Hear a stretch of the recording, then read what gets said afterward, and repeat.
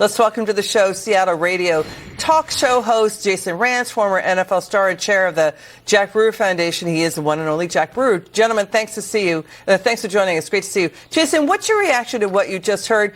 We feel like we're in the upside down. Democrats fear-mongering about fascism, a constitutional crisis. The president just spoke about investing in America, making America prosperous. What do you think, Jason? If I had $1 for every time Chris Murphy said democracy was about to be destroyed, I would be as wealthy as Elon Musk. I mean, we're talking 2 weeks ago. I remember him saying distinctly, we have 2 days, we have days left before democracy is gone. He kind of just says this all the time, and Jon Stewart is right. I mean, at some point when you say it over and over and over again, it becomes the boy who cried wolf. In this case, it's the insufferable senator who cried destruction of democracy. No one buys it. But frankly, I'm okay if they want to continue to use that kind of rhetoric. It's nuts. Because no one's paying attention. No one's paying attention. The voters didn't believe it, Jack. Why? We have a system of a three-party system, split system here in the United States. A judicial branch, an executive branch, and a legislative branch. There are checks and balances. No one believes what Democrats are fear-mongering about. They keep saying democracy is in crisis. Their bureaucracy is in crisis, Jack.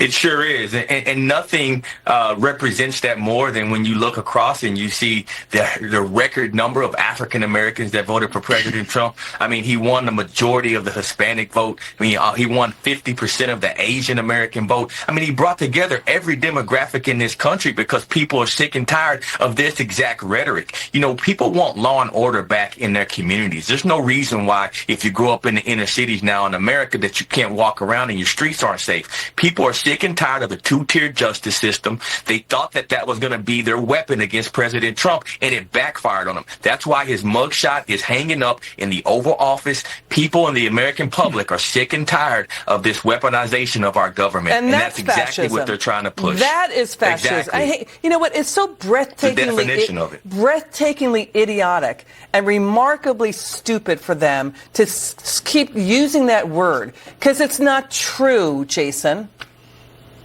You're precisely correct. I mean, it's almost like they're trying to redefine that word as they've redefined lots of other words like woman or violence. This is what they do, and they're trying to have control over Eric the Adams. language. They're trying to remove New York City Mayor Eric Adams. That's fascism.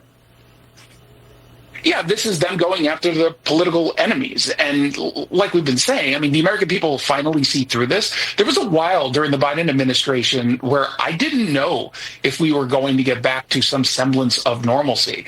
But it seems like the voters are ready, American citizens are ready to go there. Just the Democratic Party that's choosing to stay down this really absurd and dangerous path. It's totally absurd. Jack, final word. Take it away.